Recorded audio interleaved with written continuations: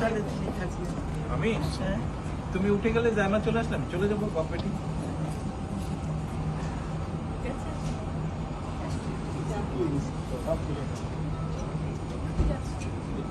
খেয়াল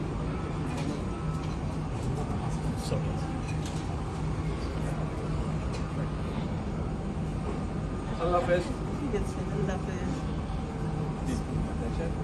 ভালো থাকবেন। ভালো থাকো, তুমি ভাইয়ার খেয়াল রেখো, ভাইয়ার খেয়াল রেখো।